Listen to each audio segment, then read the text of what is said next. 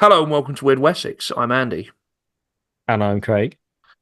Today we delve into the ancient and mysterious figure of the Green Man. To set the scene, we begin with a poem by Charles Causley. Green Man in the garden, staring from the tree. Why do you look so long and hard through the pain at me? Your eyes are dark as holly, of sycamore your horns. Your bones are made of elder branch, your teeth are made of thorns. Your hat is made of ivy leaf, of bark your dancing shoes. And evergreen and green and green, your jacket, shirt and trews. Leave your house and leave your land and throw away the key and never look behind, he creaked, and come and live with me. I bolted up the window, I bolted up the door. I drew the blind that I should find the Green Man nevermore. But when I softly turned the stair as I went up to bed, I saw the Green Man standing there. Sleep well, my friend, he said. That was Green Man in the Garden by Charles Causley, a poet deeply rooted in the folklore and myth of his native Cornwall. Go to a church and look up. If you're lucky, somewhere on the roof, perhaps nestled within the intricate stonework of the vaulted ceiling, you find a stone boss carved into the shape of a head with leaves sprouting from its mouth. These carvings, often referred to as foliate heads or disgorging heads, were a popular decorative motif, particularly during the 16th century, across many of the great churches and cathedrals of the time. Think of places like Southwell Minster or Norwich Cathedral. These were enigmatic faces, they peer down at you. They were once brightly painted as well, often deliberately grotesque faces of the Green Man. The true cultural significance of these images has been lost to us, obscured by the passage of time. We don't even know what medieval people called them, if they called them anything at all. There are no surviving written records from that period that directly explain their meaning. The term Green Man itself seems to have originated much later, likely derived from folk customs where performers garlanded themselves with greenery, such as in mummers' plays or in May Day celebrations. These traditions, often involving figures representing the spirit of vegetation, were a vibrant part of rural life. The common British pub name, the Green Man, probably originally referred to Robin Hood, a figure deeply associated with the greenwood and the wild. Why would any church, a place of supposed piety and order, have such a strange and nameless image gazing down from its heights? Well, medieval Christianity, despite its rigid doctrines, was a tapestry woven with threads of the bizarre and the miraculous.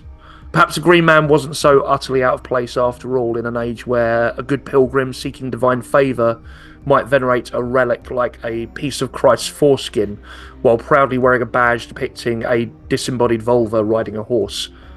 Or perhaps there's another explanation. Could it be that a hidden cult of pagan stonemasons, their ancient beliefs passed down in hushed whispers through the centuries since the conversion, secretly carved the image of their own deity into these sacred spaces, risking the ever-present threat of being accused of heresy and facing the gallows? Well, probably not. Perhaps the church, ever eager to assert its authority and legitimacy, looked to Rome for inspiration, as well as papal decree. Roman mask of Bacchus, the god of wine, revelry, and ecstatic transformation, was often depicted a bearded man with his hair adorned with vines and grapes. Bacchus, or Dionysus, known to the Greeks as the one who comes, was a deity.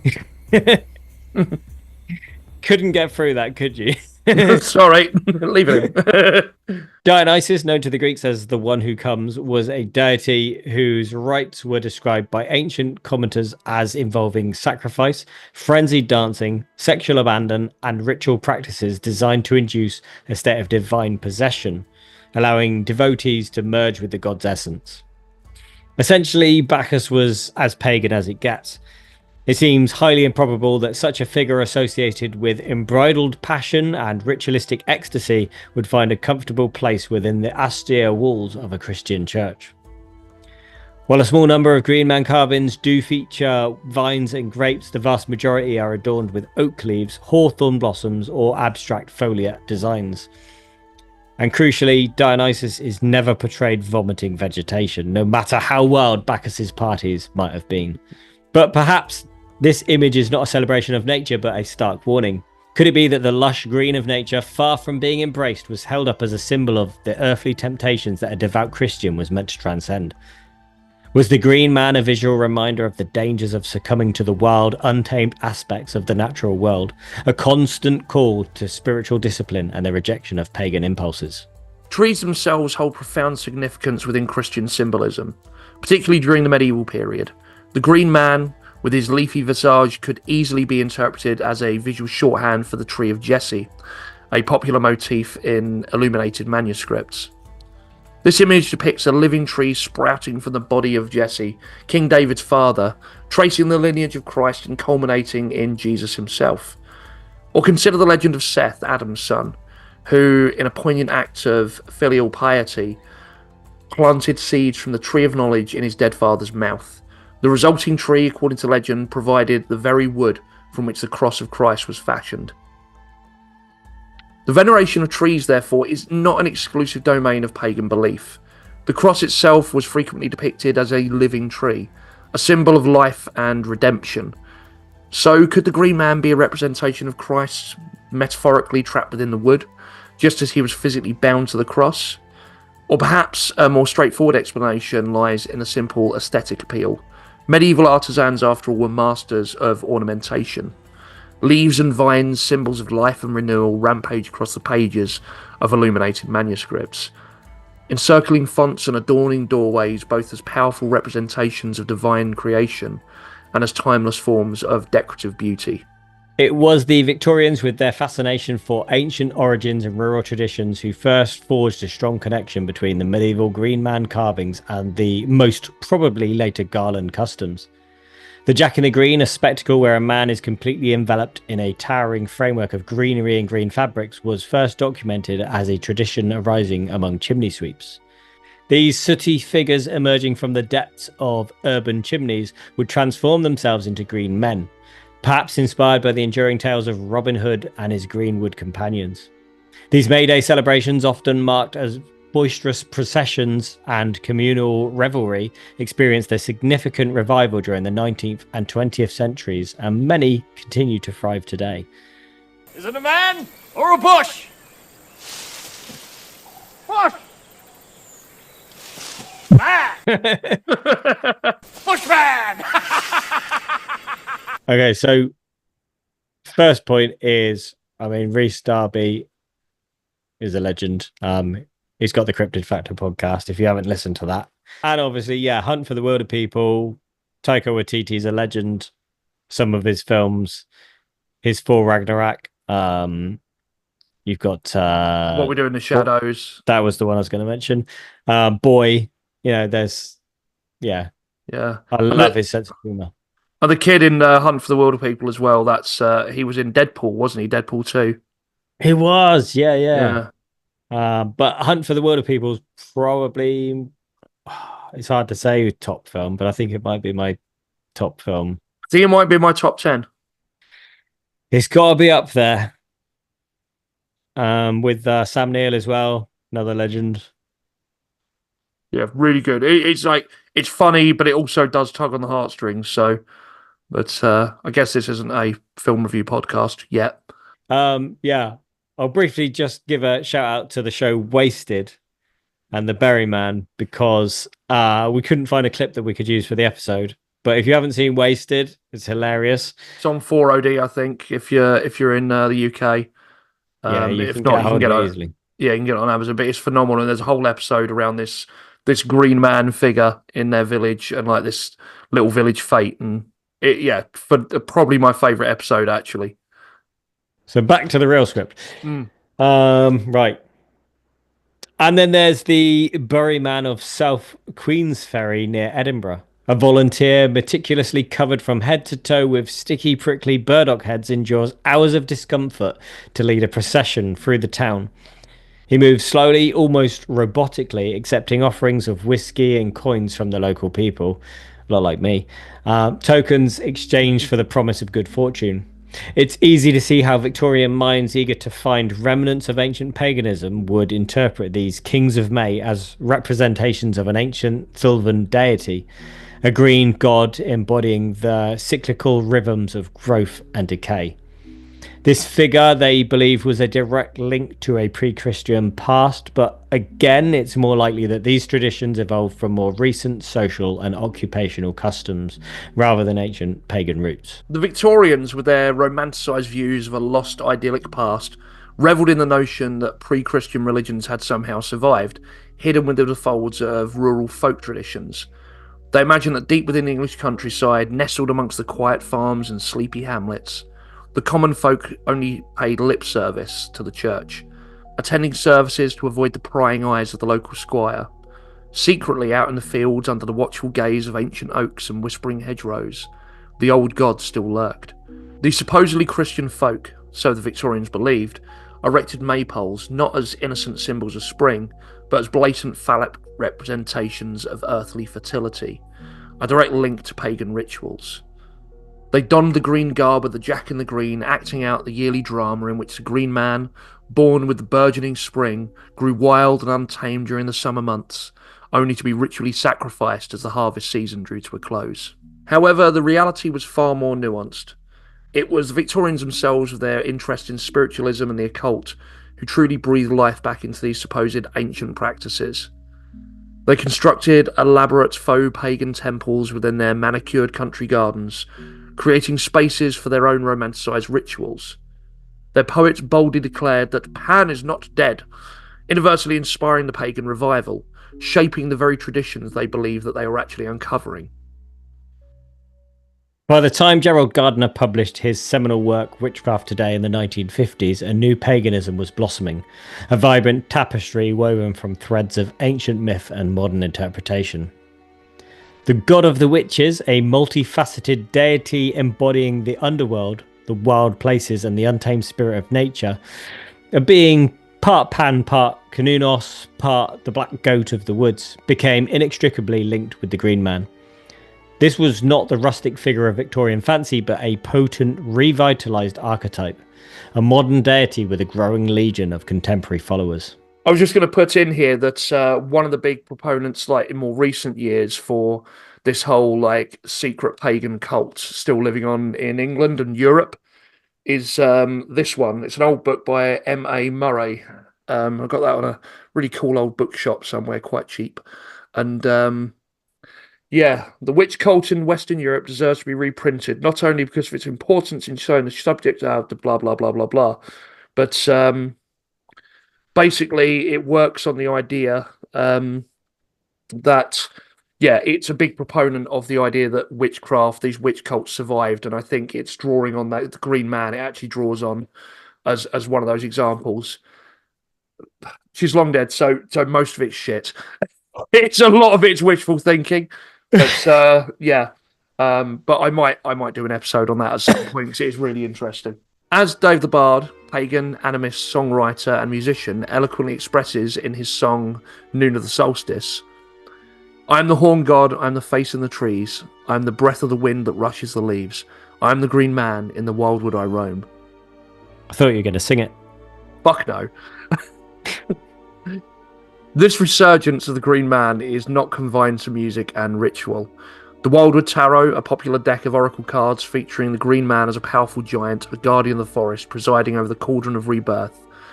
As the accompanying guidebook explains, the Green Man is a symbol of the flourishing heart of the male aspect of nature, challenging you to respect and revel in the joys of the natural world. And in the realm of art, the Green Man has found powerful advocate in Brian Froud. To Froud, he is a synthesis of man and nature, the hidden green aspect of mankind. In Froud's evocative paintings, the Green Man often smiles kindly, a benevolent presence amidst the shifting leaves, while behind him, a world of half-glimpsed faces and enigmatic forms merges from the shadows, hinting at the hidden mysteries of the natural world. Why? Asks author and poet. What was that? Why? What? All right, so I ignored everything you just said. I literally just spent the last couple of minutes trying to work out how do I say why? Why? Why? Why? Why? Why? Yeah, I don't know. I didn't know how to do that bit. So It's just, yeah, it's quite abrupt, isn't it? It's just why? why? Stewie, why? Why? I was trying to get in the like hot, like why? Why? Hmm. Why? Why? Just sort of more of a shrug, you know. Hmm. Yes. Why? Andy, why? So, why? That still doesn't feel right. Oh no, this is gonna be like dropping a nut all over again. Nothing can take as long as that did. This is true. This is true. This is true. Right. Okay. So, why, asks author and poet William Anderson, why has the Green Man returned to us now and what does he want from us? Are we so captivated by this vision of a god of untamed growth, this embodiment of nature's wild heart, because we find ourselves living in a land where almost every square inch has at some point been claimed, cultivated, stripped, managed, or forgotten by the hand of humankind? Do we, ensconced in our comfortable homes, bathed in the cool glow of our digital screens, shielded from the rain, still possess a hidden green aspect? A primal connection to the earth that lies dormant within us. In William Anderson's evocative poem, the Green Man transcends mere symbolism, becoming a conscious, immanent force, animating the world with his very essence. Like antlers, like veins in the brain, the birches mark patterns of mind on the red winter sky. I am thought of all plants, says the Green Man. I am thought of all plants, says he. What thoughts might stir within the silent heart of a plant? According to Daniel Shumovitz in his book What a Plant Knows, we seldom pay attention to the immensely sophisticated sensory machines in the flowers and trees right in our back gardens.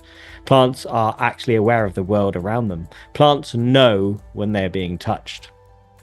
So go hug the trees, reach out and touch the rough bark of an oak, the smooth skin of a beech, and perhaps you will find the Green Man reaching back. If our gardens and woods, the very fabric of the living world, are indeed teeming with unseen sensory organs, where vibrations, light, warmth, and perhaps even the subtle whispers of pleasure and pain all dance upon the cells of every growing thing, if in essence the natural world is a vast, sentient tapestry of feeling, then how does it feel to be the modern Green Man?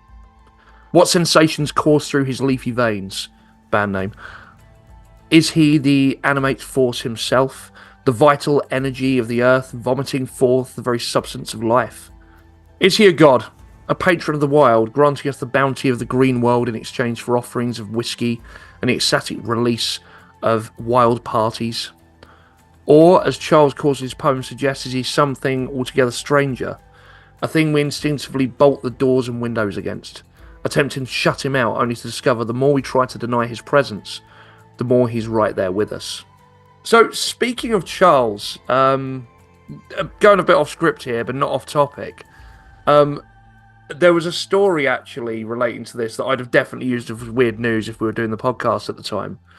But this podcast has always existed. This is true. This is true. It's in a time loop. Did you ever see the invitations to King Charles's coronation? Yeah, I had my personal invite. Yeah. Oh, that's fair. Well, I'm guessing you can get it up. I didn't go. Then. No, I didn't. I didn't go. Threw it in the bin, didn't you? Threw it in the bin. I did. I threw it out. Made a paper airplane out of it. Well, that has all this like wonderful like British sort of wildflowers and animals and heraldry, but the centerpiece, the biggest picture, is the Green Man. I've actually got it up here. There you go. Can you see that? Yeah. So there you go. You've got all this lovely heraldry and everything which you expect, but right there, centerpiece is the Green Man himself. And that actually caused a bit of controversy. Actually, I think it was a former member of Mumford and Sons wrote this really like long-winded, like shitty article about how like I don't know Christian England had fallen and everything was woke or something, because apparently the king had a Green Man on his sort of those woke ancient woodland deities, I mean, I'm not a royalist in any way at all, but to be fair, there's a lot of flowers and plants, which is obviously what he does, what yeah, he's it's his into. thing. Yeah, So it kind of makes sense to put the Green Man at the center of it. exactly. Yeah, apparently he's quite keen on archery as well, on the history of archery, which I found out recently as well. So yeah, he seems quite connected to it all. But it's a love, as invites go to sort of royal coronations. I think it's quite a nice one. But yeah, this chap who used to be in Mumford and Sons like really got off about it and was saying how it was disgusting that there was pagan imagery was on there. But I'm a fan. I've got to say of that particular invite. I'm a fan. And so we arrive at the threshold of another mystery, a place where the wild and the domestic, the dream and the waking world collide. This brings us to the work of the poet and storyteller Tom Hirons. In his poem, Sometimes a Wild God, a figure of profound otherness arrives at an ordinary home, shattering the mundane with dreamlike imagery and an ecstatic vision of nature. We were lucky enough to be able to invite Tom on the show. Sometimes a Wild God by Tom Hirons. Read by the author. Sometimes a wild god comes to the table. He is awkward and does not know the ways of porcelain, of fork and mustard and silver. His voice makes vinegar from wine. When the wild god arrives at the door, you will probably fear him. He reminds you of something dark that you might have dreamt, or the secret you do not wish to be shared. He will not ring the doorbell.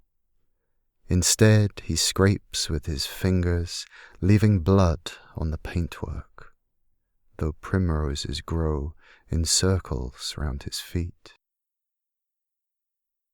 You do not want to let him in. You are very busy. It is late or early, and besides, you cannot look at him straight because he makes you want to cry. The dog barks. The wild god smiles and holds out his hand. The dog licks his wounds and leads him inside. The wild god stands in your kitchen. Ivy is taking over your sideboard. Mistletoe has moved into the lampshades, and wrens have begun to sing an old song in the mouth of your kettle. I haven't much, you say, and give him the worst of your food. He sits at the table bleeding. He coughs up foxes. There are otters in his eyes. When your wife calls down, you close the door and tell her it's fine. You will not let her see the strange guest at your table. The wild god asks for whiskey, and you pour a glass for him, then a glass for yourself. 3 snakes are beginning to nest in your voice box. You cough. Oh, limitless space. Oh, eternal mystery. Oh, endless cycles of death and birth. Oh, miracle of life. Oh, the wondrous dance of it all. You cough again, expectorate the snakes, and water down the whiskey, wondering how you got so old and where your passion went. The wild god reaches into a bag made of moles and nightingale skin. He pulls out a 2-reeded pipe, raises an eyebrow, and all the birds begin to sing. The fox leaps into your eyes. Otters rush from the darkness. The snakes pour through your body. Your dog howls, and upstairs your wife both exults and weeps at once. The wild god dances with your dog. You dance with the sparrows. A white stag pulls up a stool and bellows hymns to enchantments. A pelican leaps from chair to chair.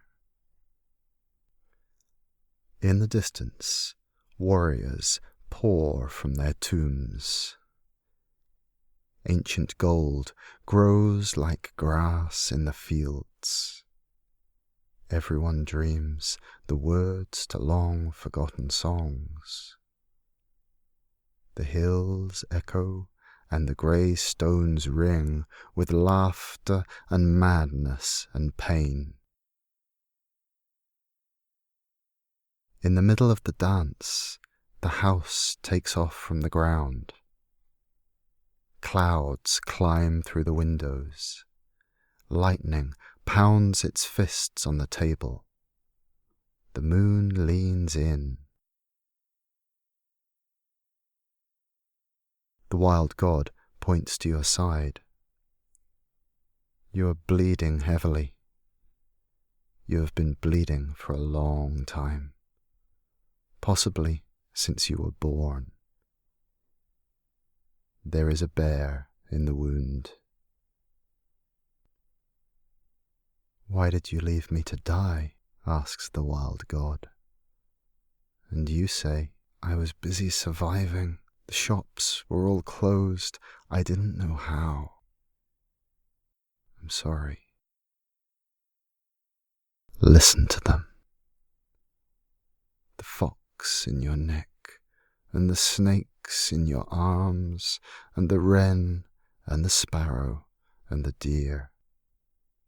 The great unnameable beasts in your liver, and your kidneys, and your heart. There is a symphony of howling, a cacophony of dissent. The wild god nods his head, and you wake on the floor holding a knife, a bottle, and a handful of black fur.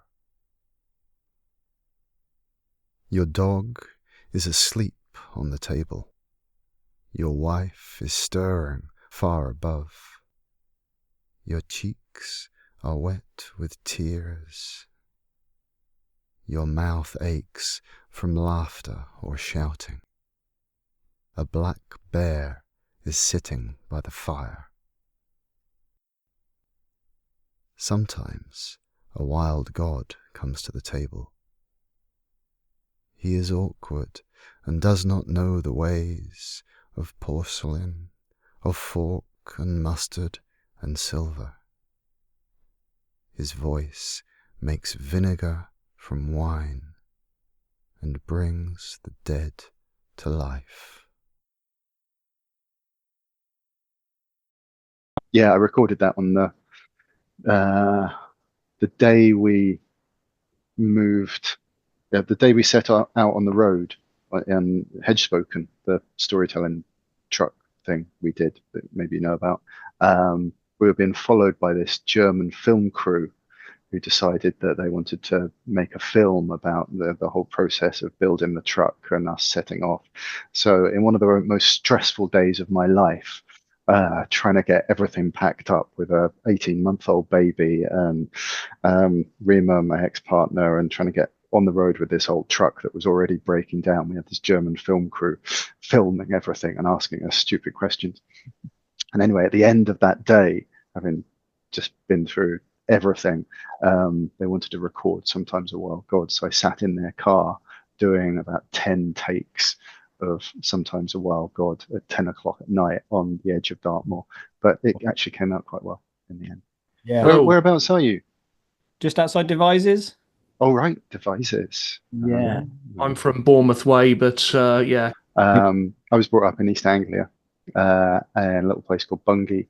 and they're just putting out a set of stamps. I don't know if you've seen, with like kind of British, British, not sure, folklore figures on them, and Black Shuck, who is the black dog of my hometown, particularly, but East Anglia generally, has got his own stamp for the first time in ever.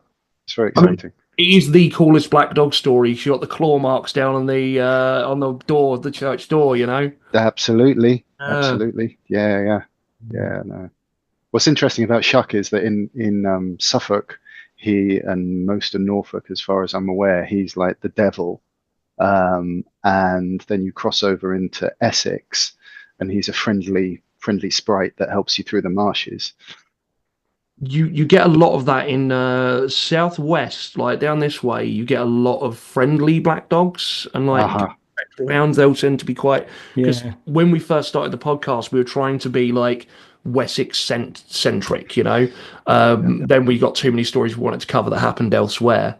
But we were doing one on black dogs, and it was kind of annoying because we're getting all these local stories, and it's all like there's no terrifying ones. I mean, you got Whisper, you know that. Yeah, I mean the Wish towns are pretty scary, but what's interesting? We've barely said hello, and I don't know whether we're even recording or not. So this is the preamble. So don't. This is the preamble. No, but as black dogs are, you probably may know this. They're the most common hallucination when people are coming out of general anesthetic. Oh, really? Oh, no, I did not know. Wow. Yeah, I found that out because I was hallucinating a black dog under our table, and I hadn't had a general. I'd been into the Edinburgh Emergency Dental Hospital to have one of my back teeth out because I couldn't afford to go to the dentist, you know. And so I had local anesthetic, and then this student dentist on my chest with a pair of pliers pulling my fucking teeth out. It was absolutely horrible. But in the kind of coming out of it, I kept thinking that I saw my friend's dead dog Moon under our table in the flat I was living in, and I was like, this is weird. So researched a bit and found out that yeah, that's the most common hallucination. It makes you wonder if that ties into the whole, you know, people referring to depression as the black dog, you know, as well. I know, totally. But there's a book, I don't know whether I've got it here, on black dog folklore. Yeah. Anyway, nice to meet you. Yes. So yeah, welcome to the show, Tom. So I thought maybe it'd be a good place to start with, maybe for those that are new to your work or even maybe aren't fully aware of what you do. Could you explain a bit about yourself and maybe what led you to become a writer and a poet? How many hours have you got? So my name's Tom. I'm a poet, which when you say that, people have all sorts of different reactions. And quite often they laugh when you say that you're a poet because it's such a ridiculous thing to be. I run poetry workshops, I teach poetry writing, I publish poetry, I run a poetry magazine called Clarion, publishing poetry from all over the world. I write a lot of poetry, I read a lot of poetry. Poetry is my primary tool for exploring the world, traversing the other world, and it seems to be a big part of what I'm here for, as far as I can tell, insofar as there is any flavor of our soul kernels that we try and live out. I became a poet. I've been a writer for a long time. I've been writing since I was, early 20s, trying to write novels and become a great hero of literary fiction or something, until I saw the light and started trying to write graphic novels instead, realizing that I'd much rather be impressive to my peers than some imaginary librarian somewhere. But I didn't really start writing poetry until I was in my early 30s, and I did a wilderness fast up on in Snowdonia on the slopes of Cadair Idris. I did a fast up there, so 2004 that was, and when I came down, I was writing poetry. It something had happened that where poetry was the language that made sense to talk about the kind of experiences I was going through. And I was writing poetry in a substantially different way than I had been before.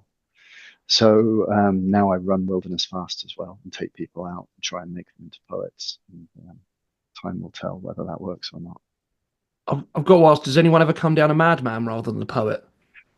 Mostly that's what happens. It's like 99.9% completely barking, 0.1% almost poets, very few fatalities, luckily. We were talking about just this earlier on, weren't we? The sort of folklore attached to that. That's fantastic. Ah, totally. There's Cadair, and then there's somewhere up near Llanberis as well, isn't there? Those are the kind of two spots that Robin Williamson mentions anyway. But yeah, so we're trying to not revive that tradition, but do some of the same kind of thing of putting people out on the land and getting them to petition their deities for the gift of eloquence. Are you aware of the band Heilung by any chance? Yeah.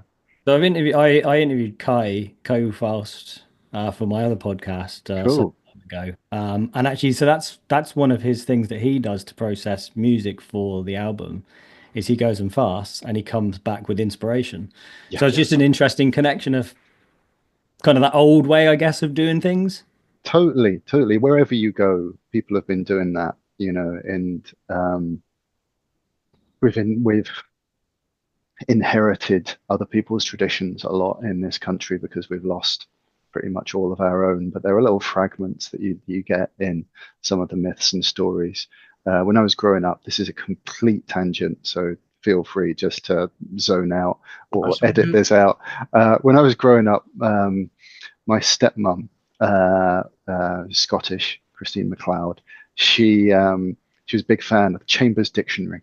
That was her Bible. She was an English teacher at university, and she would always check when a new edition of this dictionary came out to see if there was a particular word still in this dictionary, which is spelled Taghairm.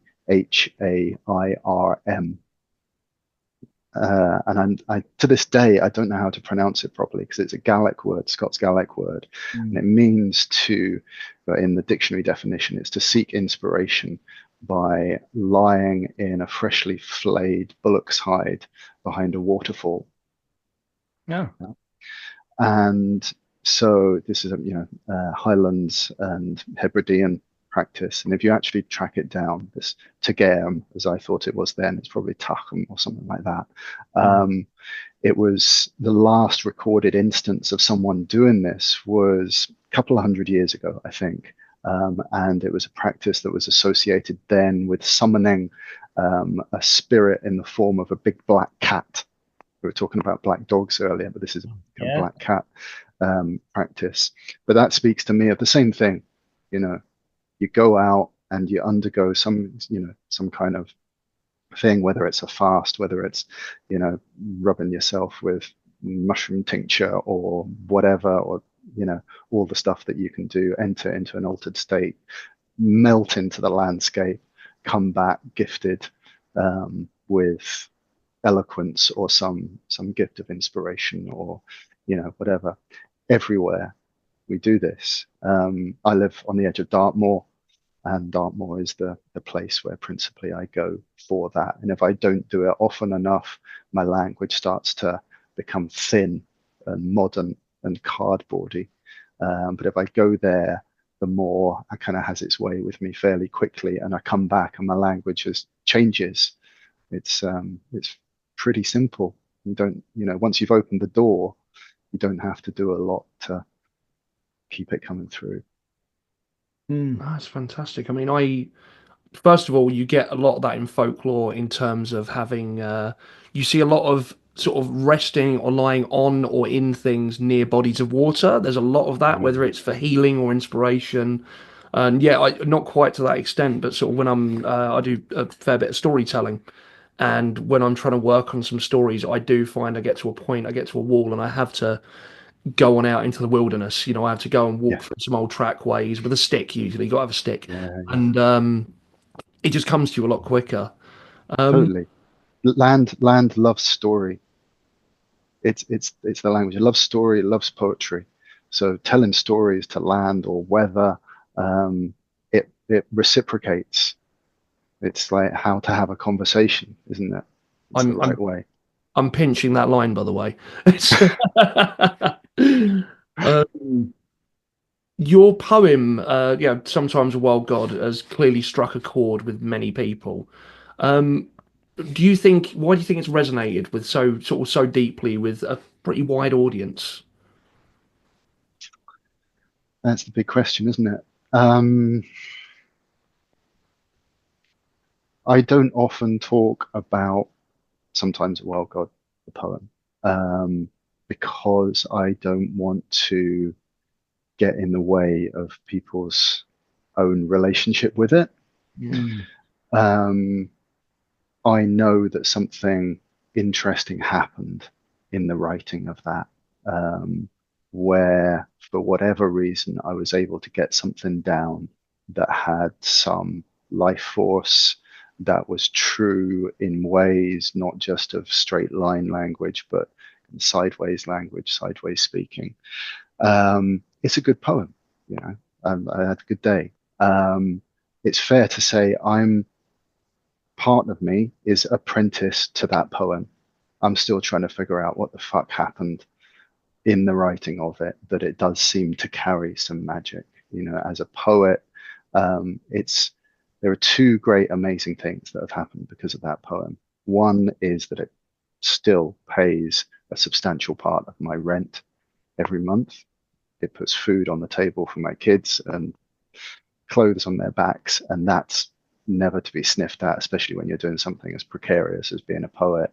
But the other is that people write to me and they say amazing things, like when they've encountered the poem, what it's done to them, and so on, and every so often that it has saved their life.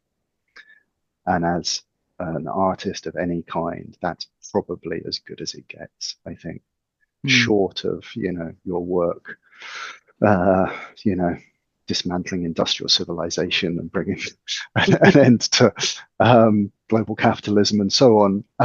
It's extraordinary, and I think there are practices and powerful artworks that do something that essentially, in my framing, wake up old parts of our soul. Yeah. If in my picture we've got like the froth or veneer of modernity, which is like, how long have we been doing all this crazy shit, of all of that, this, not that long, 10,000, 20,000 years. We've been around for so much longer than that, when we were, basically existing in some kind of harmonious relationship with the vibrant matrix of nature and so on. But our modern minds, modern selves, we're occupied there. And then sometimes a piece of art breaks the veneer a bit and wakes up a bit of your old soul, and weird shit starts to happen. And you can't go back. Something has been spoken to or woken up. Sometimes a wild god, for whatever reason, seems to do that to people. It reminds them of something that they already knew, or wakes up that part. It pricks through the denial that we're in, that everything's okay, that we're just going about our lives and all of that. And I was there in the process of writing, but I was just lucky and had learned to listen well enough that I was able to get it down. That's the short answer. No, it's an interesting concept, actually. This wasn't actually one of our questions, but I'm just wondering now whether that inspiration itself comes, whether you feel like it was almost someone else's poem that you would. Well, I had the line, "Sometimes a wild god comes to the table," going around in me for about 6 months, I think it was, and I was sure that I'd read it in someone else's poem. Yeah. And I was looking for it, and I was looking for it, and I was looking for it, because I was like, fuck, I'm going to love this poem. This is right up my street. And I couldn't find it anywhere. And eventually it was like, well, if it doesn't exist, then I have to follow that thread and see what happens, see where it goes.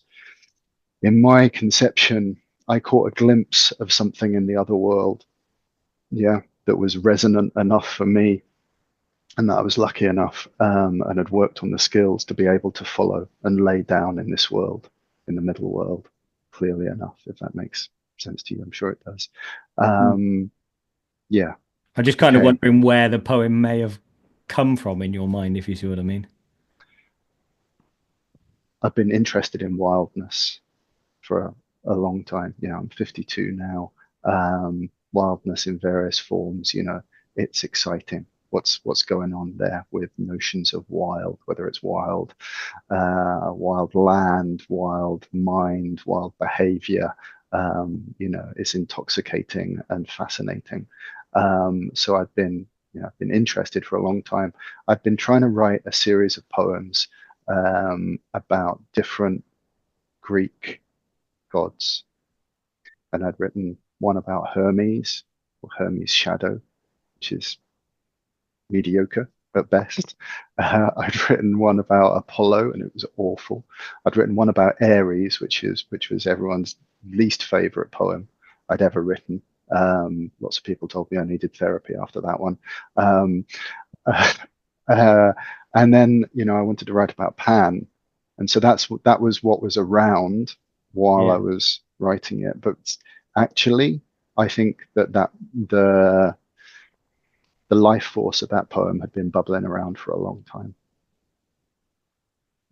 So as we mentioned, we're recording this in Wessex, which is a region steeped in sort of ancient history and folklore. Do you feel a particular kind of weird energy here, being in Wessex yourself as well? And if so, how does that manifest, do you find, in your work? We were talking just a few minutes ago about Dartmoor. Yeah. So I grew up in East Anglia, which is on the Suffolk-Norfolk border, near a place called Bungay, and in a place called Bungay. That landscape there still has a powerful effect on me. We were talking about Black Shuck. I had never come to Devon apart from passing through to go on holiday to Cornwall as a kid. I lived up in Scotland for 20 years when I left home at 17, and then lived in Wales. And I only came down to Devon because I'd fallen in love with the mother of my kids. And I arrived and came to Dartmoor, and I had no idea that something like this existed in the south of England. Having been up in Scotland for so long, I had sworn I would never live in England again because it's so crowded and suburban, and the English are pretty fucking weird. And they take so long to get to know, and they've got a million masks, and it's just like, what? Yeah, I don't think I can be doing wanted with to all kind of go, why, thank you. And then came to Dartmoor, and it was like this great shaggy beast that is Dartmoor, 365 square miles. It still eats people. It's not. I mean, nothing in England is wild. That's a given. But this place, the life force of the land, it's still there, and the spirits of the land, they're still vocal. And so when I go out onto the moor, and it really is the moor that has me. We were talking about this before. Just it works on me quite quickly to put me back in touch with some sense of who I am beyond the froth of my everyday life. It reinvigorates and restores me. So there's that relationship with it that's key. In terms of folklore and so on. I love it. I've been a storyteller for a long time and told a lot of the stories of Dartmoor. But it's the land itself and how it feels. That's the principal thing. What happens to me when I'm in touch with the granite and the moss and the lichen. weird places like Merivale. So we're kind of gonna steer the conversation towards the Green Man, because I'm going to assume that you probably don't necessarily put a name on who the wild god is in the poem, because you want people to interpret it their own way, whether that be Green Man, Pan, Fenunos, however. Mhm. But for the sakes of this episode, we focused on the Green Man, so there will be some Green Man. But I just wanted to get out there that we kind of understand that it is open to that kind of interpretation. But yeah, so your poetry often explores that kind of blurring of boundaries between humans and the wild. Mhm. So we wondered whether you saw the Green Man as like a representation of that liminal space, kind of where the boundaries dissolve. It's definitely a boundary dissolving thing. Green Man. I used to live near Roslin in Midlothian. Do you know Roslin? Have you ever been to Roslin Chapel? No, I've heard mention of it, but I'm trying to remember. You should go. It's got hundreds of Green Man carvings in it. It's extraordinary. And then down in the Glen, it's just outside Edinburgh. You get the bus out in the centre of Edinburgh, and then down in the Glen, there's some really old carvings down there as well. The Green Man. I mean, the Green Man and the Wild God. There's Oh God, I'm so reluctant to speak directly to that kind of question. Oh, you don't have to. Or just the Nah, old god in itself, like that sort of, yeah, that the representation, would you say, whatever form that takes? at different times and different places, uh, we can talk about this as, in terms of mythology, in terms of folklore. But I'll tell you a story. When I was 7 years old with my mother in East Anglia, in the Saints, which is just a net of villages just outside Bungay, we were going along one day and we stopped at a gateway into a field with hedges on two sides and a forest at the back of the field, a meadow. It's the middle of nowhere. It's a really lovely little part of the country. And we were stood there looking into this field, and towards the back of this field, there was a figure that we were watching that had the body of a man and the head of a deer. And we watched him, and he looked at us until he dropped down onto all fours and sprang off into the forest. And as the years went on, this was just a thing that we referred to as the stag man. Mm. And my mum wasn't a pagan or a hippie. We lived on a small holding. We lived very close to the land, but we weren't, I didn't have anything to hang it onto, no framework whatsoever. And it wasn't until my late teens that I started thinking, oh, maybe there's some resonance with some archetypal images or some, deities and so on and all that kind of stuff. But we would talk about him down the years, going, do you remember when we saw the stag man? And then, and it just became this thing.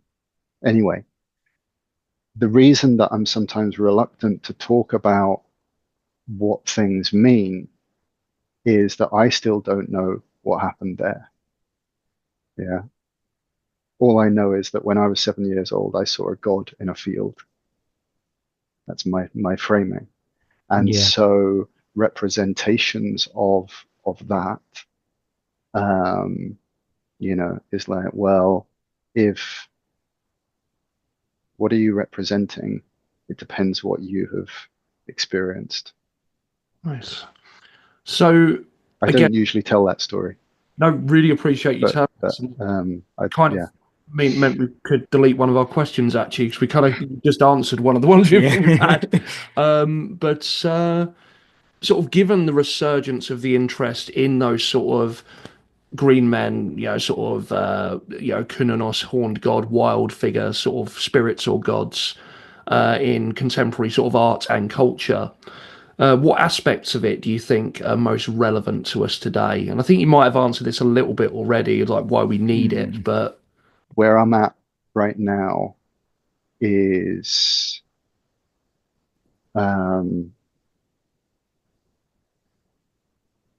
You know, here in the meta collapse, in the probably the last throes of modernity, late stage capitalism, we, I think it was Terence McKenna who spoke about this a lot. Of we hark back to the last time in history when things made sense to us, and for different people that's different times, yeah. And what I'm most keenly aware of just these days at the moment in myself is my grief and homesickness for the time when we were living sanely. Yeah. And this is where I'm writing from at the moment. And that's kind of always been there for me. But at the moment, it's keen, you know. I've got kids and wondering about the future for them and how the world will be, how culture will be, how the environment will be, and so on. And so the principal thing that really feels alive for me in kind of in recollecting those images is that they wake up knowings in our bones and our bone marrow of that 99.9% of our sane history. Whether what we do with that then depends on where we're at and how you know, how long we're prepared to go to prison for in some cases. But you know, this is where we're at, and that's a difficult place for our modern selves to go to, because it means accepting that we're actually all just crazy animals in a zoo. Yeah, good. And I think that's kind of a similar thing I was had in mind when we were sort of going over the questions. Actually, yeah, I agree with most of that. Actually, I think mine was sort of longing for that. I guess was woken up when, you know, sort of mentioned earlier, Herne the Hunter and Robin of Sherwood. You know, seeing that and Yeah, just totally. a kid, that sort of just like this makes sense. You know, Yeah. Totally, it's resonant, isn't it?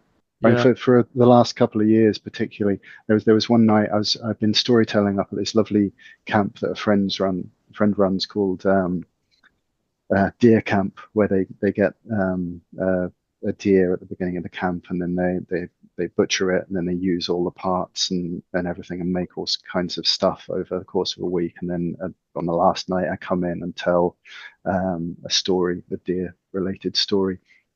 And on the way home from that a couple of years ago, driving through the tiny Dartmoor lanes, I was following a deer along the road for, you know, about half an hour, crawling along about 3 miles an hour. And all the way home, I was just like, rewild this family. You know, it's so easy to get stuck in the ruts of how we do things. So yeah, rewilding our children is very close to my heart. Kind of reminded me actually, because you mentioned about kind of the future of your kids and stuff. I'm trying to remember now. There was a George Monbiot book. Is it Feral, I think? Oh yeah, yeah. Rewilding. And there was a quote in that always stuck with me. Of all the world's creatures, perhaps those in the greatest need of rewilding are our children. Yeah. Was the actual, Nice. which is Yeah, I mean, fortunately, children, you know, left to their own devices and given the right circumstances, I think their old selves kind of push through really, really quickly and easily. Yeah. Yeah, I mean, I'm lucky. I see that a lot of work actually. Like, get them out playing around roundhouses and, like, you know, fires and, you know, making, yeah, sort of chopping up wood, and they just fall straight into it. Totally. When I take my boys out to the moor, you can see them come alive, and it's like they've been waiting patiently for me to remember how to do it. You know, when we're at home, and you know, I mean, you know, if they're on the screens, or even if we're just doing domestic stuff, I sometimes feel like they're just playing along until I remember again what the good shit is, and then we go out and we swim in the streams, and they're like, "This is the best thing ever." They quite like going through the car wash as well, but swimming in I love streams on duck. I know. I never did it Wow. as a kid. It's really exciting. So yeah, to bring it back to our questions. I don't know, you've probably kind of covered this already, I guess, but how do you feel modern society has become disconnected from this wilderness? I guess with like you're saying about screens and stuff, right? I mean, I'm not blaming screens. I mean, I don't know. I mean, everyone's looking for the break point. When did the circle get broken? yeah. I don't know. I don't know. I mean, this is what I've racked my brains about this. Was there some catastrophe that was so traumatic that we lost all our ability to process and handle that trauma? I don't know. I don't know why. Well, how did we get to this? I've got my ideas. So Uh-huh. maybe connected to that would be like, how would you recommend people kind of try to break away from that? Like how do we reconnect? Okay, so my um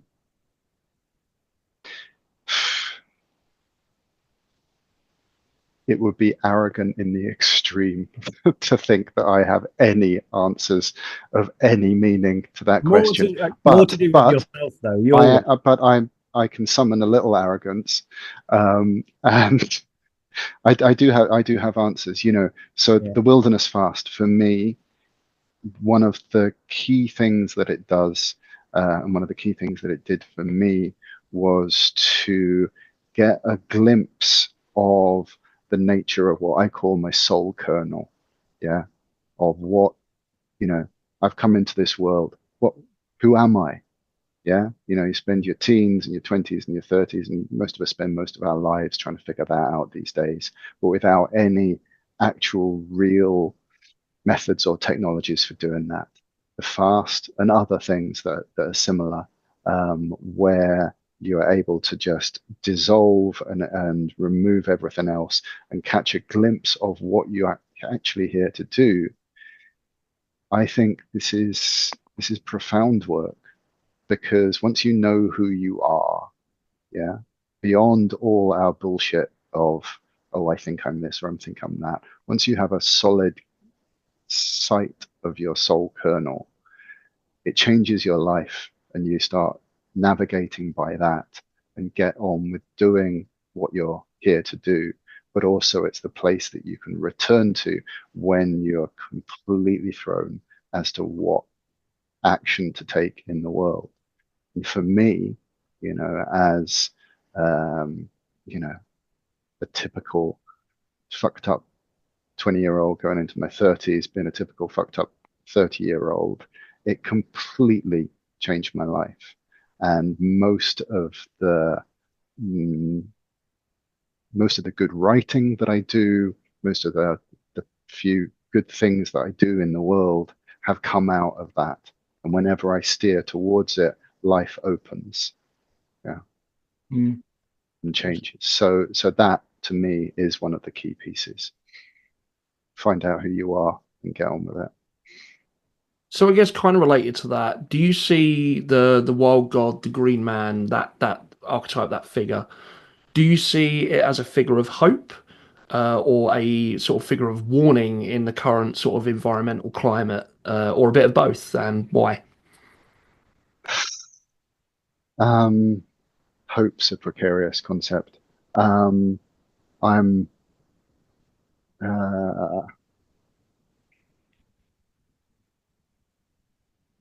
in the sense that it's an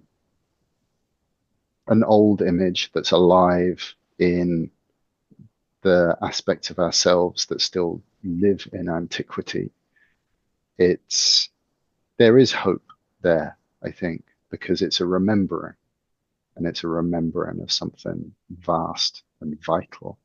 Um, that's probably as much as I'd say on that. Insofar as anything that leads us towards being more fully alive, and not just living in that thin crust of the cheesecake of ourselves, has got to be good.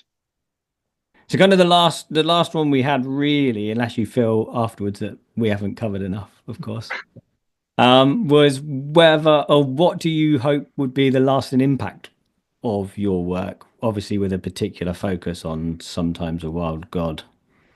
It's a good question. Um, mm, I would love for people to carry on buying my books after I'm dead so that my sons have got some money. Because Good chance because we do have hey, yeah, it's a beautiful book. It is a beautiful book, and amazing illustration by Rima Staines on the front cover. But really, yeah, if I'm doing my job, then hopefully I'm reminding people of, yeah, as I said earlier, reminding people of things that they already knew but had just fallen out of connection with. You know, what is the job of the poet? What does a poet hope for as their legacy? Obviously, there's all sorts of stuff I could say, but when I'm teaching poetry, I often am talking about being clear about who you're addressing when you write a line.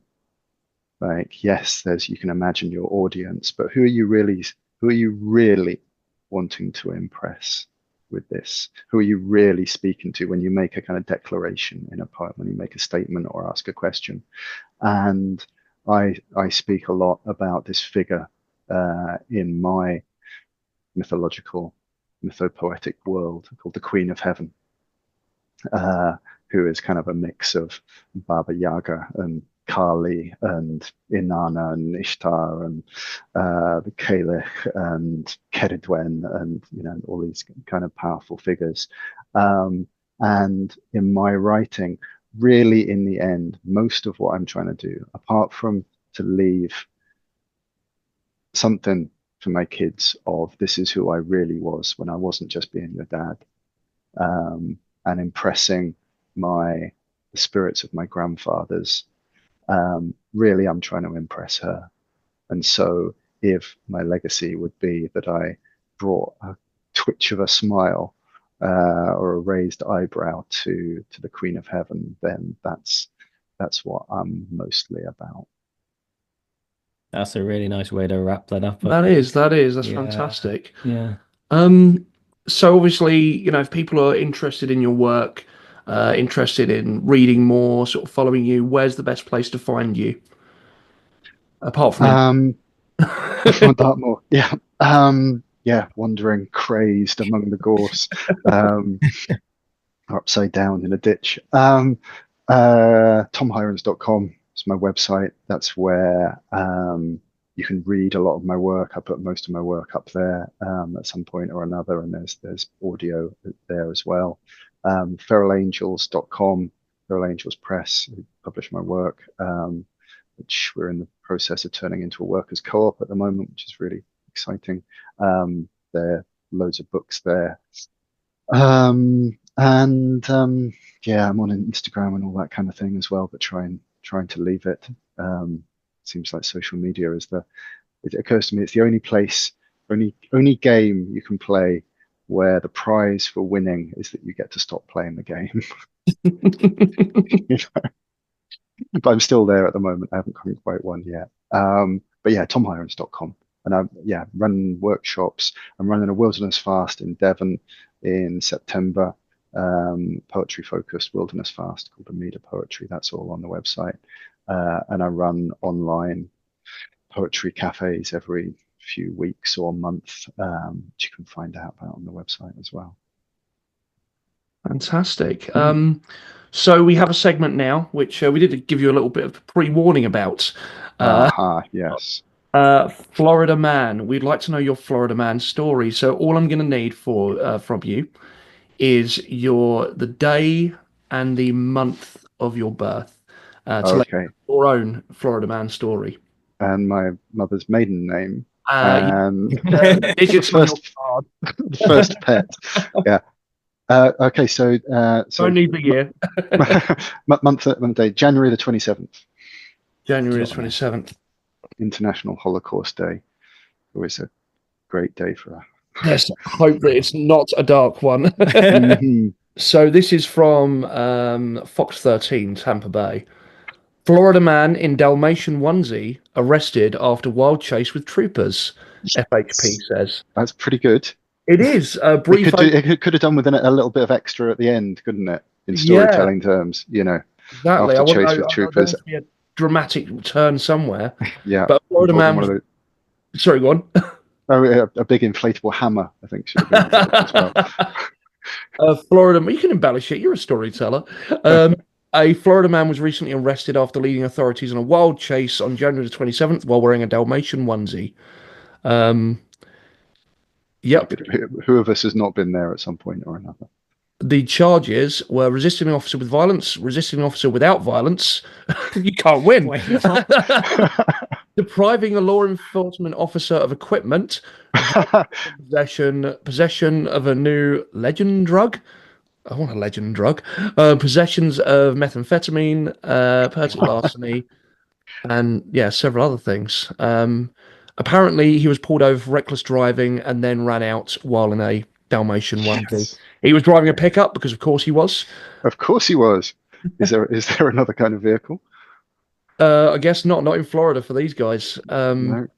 He was shot at with a stun gun, but he escaped once more and took off running towards the woods with one handcuff on. So not only just a Dalmatian onesie, but also with a handcuff attached to him. He's become my hero. I know, right? Enough of the wild god. I'm just going to write about people in onesies. There you go. I mean, maybe he is like one strange aspect of the wild god himself, But yeah, that is your Florida man story. That's good. That's good for me. Treasure it. Thank you for that sacred gift. No worries. Well, thank you so much for coming on. I mean, thanks, it's been Tom. Really appreciate it. This is now and then you get to interview someone that you think like, I kind of want to do this down the pub with a pint. Yeah, totally. No, I've loved it. Really, really lovely. I hope I bump into you fellas somewhere along the line. I've never been to the Ancient Technology Centre. I need to go. Yeah, please do. Just give us a shout and sort of if you want to catch one open day, I'll get you on the guest list or something. Lovely. To meet us when I'm using my powers on the podcast now. Well, there are some open days coming up, aren't there? Yeah, one. Well, I was going to say, Craig quite often comes and sort of displays there as well. So catch us both there. Let's meet up. That'd be lovely. Absolutely. We'll think of something else to get you on the podcast, Dave. Record another one. Yeah. No, definitely. Thank you so much, guys. All right. Thanks for your time. Real pleasure. Take care, you both. And Take care. Along the way. Bye-bye. Bye. Cool. So, I'm here in the studio still. I know. I can't get rid of him. I know, like a bad smell. Speaking of which, no. So it is time for some weird news, I think. We could do some weird news. Have you got any for us? Yeah, this one comes on the Metro. Former CIA agent claims there was life on Mars and he saw bones on the surface. Oh. Yeah. Wasn't he sat there watching the series Bones or? Well, it says a man who is interesting, right? Claims to be a former CIA agent. Sound familiar? That is. Different guy. This is a Joe McMonigal. That's a great name. That sounds fake, doesn't it? It does. What's your name, Joe McMonigal? Monigal. Yeah, so he calls himself a remote viewer. Oh. It's one of those. And he claims it means he can perceive information about distant objects or events using the power of his mind. A retired US Army chief warrant officer, he claims he and other so-called remote viewers, this is the article saying so-called, all right, in case they're watching. Remotely. Exactly. They took part in experiments carried out by the US Army Intelligence and the Stanford Research Institute. He was one of the first people recruited for the Stargate project, which ran between 78 and 95, leading to him being known as Remote Viewer Number 1. Number 1. Stargate project, that's Cheyenne Mountain, isn't it? With Teal'c and, You watch Stargate? Long time ago. So the project was cancelled and declassified in 95 after a CIA report concluded no discernible. Yeah, Discernible. discernible. I can't read from this distance. No discernible benefit has been established. But Joe appeared on the American Alchemy podcast last week and made some wild claims about what he apparently saw on Mars during an experiment in 1984. He says instructors handed him a white card with coordinates and Mars 1 million BC written on it. And he saw a giant pyramid bigger than the Great Pyramid of Giza in Egypt with monster rooms inside. He went on to say that he started getting an image of human beings that were trapped in a place where the atmosphere was turning bad. It was obvious these people were dying for some reason, but they were humans. They were just twice our size. So we're going into the giant human. Yeah, and that is a stuff lot as of well. conspiracy stuff at the moment, isn't it? Tartaria and things like that. So, yeah, he believed the very tall, thin people wearing strange clothing were hiding inside the pyramids for shelter from a violent storm that swept across Mars. Describes the chambers as different chambers, but they're almost stripped of any kind of furnishing or anything. It's like strictly functional, a place for sleeping, or that's not a good word, hibernation, some form. That was a quote, by the way. Later, Joe saw negative images of the Mars areas of Mars. He was asked to remote view and claims he saw bones and buildings on the planet's surface. Yeah, and the article goes on for a little way, but that's the bones. That's the bones of it. The bones. Hey. Yeah, that is certainly a story. Yeah. Let us know what you think, Peter. Yeah, I was going to say, old colleague of yours. I don't know. No, interesting. I mean, you got a lot. It's that's been a popular thing. It's like, was it Mars? They used to think there was canals on it. People seeing the old binoculars, like saying there were canals on Mars and green flashes in the sky. But yeah, well, actually, my weird news sort of ties in. It's another CIA one. Go on. This is from Lad Bible. Oh yeah, very reputable source, as we know. We pull them from the Star and the Mail, Secret CIA files claim the Ark of the Covenant does exist and they know its location.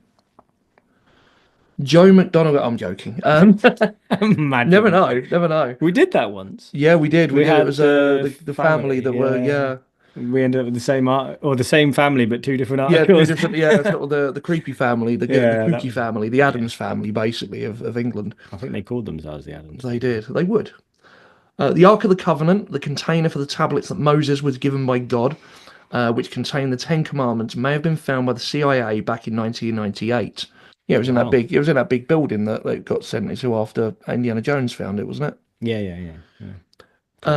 Take this one with a gargantuan mountain of salt. There's a link on Mountain of Salt. I will click that, but later. Because as far as we know, the Ark of the Covenant has not been found, as far as we know.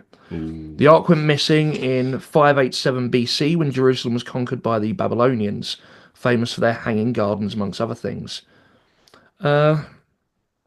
If you believe Indiana Jones and the Lost Ark, it was taken by top men and stored away in a warehouse, but the true place it ended up has been an enduring mystery. The Ark was claimed to have special powers from stopping a river from flowing so the Israelites could cross it, and to aiding them in battle while inflicting disease upon the Philistines when they captured it, right to the point it was returned to them. So there is a bad screenshot of this file, but this is from a released CIA report. Target is a container. The container has another container inside of it.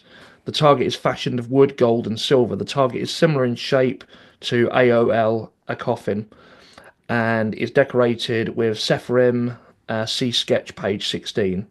The target is located somewhere in the Middle East, as the language spoken by the individual present seemed to be Arabic. Visuals of surrounding buildings indicated the presence of mosque domes. Wait, this is remote viewing then? I'm guessing so. That's written as if someone's remote. So we've both accidentally found a remote viewing CIA article. It goes on a bit to describe it. Something to do with ceremony, memory, homage. Yeah, it's got to be remote viewing. The target is protected by entities and can only be opened now by those who are authorized to do so. Entities. This container will not / cannot be opened until the time is deemed correct. Once it is time to open the container, the mechanics of the lock system will be found to be fairly simple. Individuals opening the container by prying or striking are destroyed by the container's protectors, though use of a power unknown to us, or through use. Some declassified CIA documents from 2000 claim that they've got one of their operatives to see the Ark, claiming that it was located somewhere in the Middle East and describing it as a hidden underground, describing it as being hidden underground somewhere dark and wet. The person claimed that the Ark did have powers and they're trying to break it open, so it explains this a bit more. But though they may have just watched Raiders of the Lost Ark to get those details. Oh, tell us who it was. The CIA document claims that the Ark's location was found as part of Project Sunstreak and was found by one of their remote viewers. This is where hope that the Ark of the Covenant was found starts to fall apart a bit, as Project Sunstreak used operatives who thought it might have psychic abilities. They were used as remote viewers. Told you. Yep, there you go. One of these operatives claimed that he was able to remotely view a past civilization on Mars. So this is Joe McMonagle. Holy shit! We honestly did not script this. But then if it's a thing that's going around the news, right? Yeah, so that quite different elements of the same story, but yeah. Yeah, absolutely. There must be a reason why the CIA's declassified documents are in the news all of a sudden, because. So there you go, and it just goes on a bit. Bible and mine's Metro, so they're not even the same source. Yeah, and it just goes on to say more of the same about what I read out in the actual report. But that says that they know the location, but they, other than being Middle East, it didn't specify where. So do they really know, or are they just? Yeah, it's somewhere in the Middle East. Again, it just sounds like they've watched it. Just having a look to say, it's viewer 32, so it wasn't. Okay, it's not Joe. It wasn't Joe. This is a letter from viewer 32. But it is interesting that they're both in the news at the moment. Yeah, well, I'm guessing a lot of we're gonna release everything. We're gonna be most transparent. I know it's like when he was did Trump walk in? I think it's part of that, they're releasing a load of stuff. It's like the JFK stuff came out, and apart from them investigating a few people, I thought, maybe we'll get an episode out of this, but it was a big nothing burger, you know? are almost looking orange. I know, the sun got me. I'm not used to it. It's every time I do an impression, I get a bit more orange. It's like a curse. But yeah. You're going to look like that guy eventually. So that about wraps up this episode. So if you want more content from us, there is a subscription on our Substack. I think it's £3.50 a month. It's not an awful lot, but you get the back catalogue of bonus content as well. And early releases for episodes and some bonuses as well. And we often ramble on after this, believe it or not. We have more to say. So you can go to wyrdwessex.co.uk. There's blog posts and things as well on there. But other than that, until next time. Stay weird.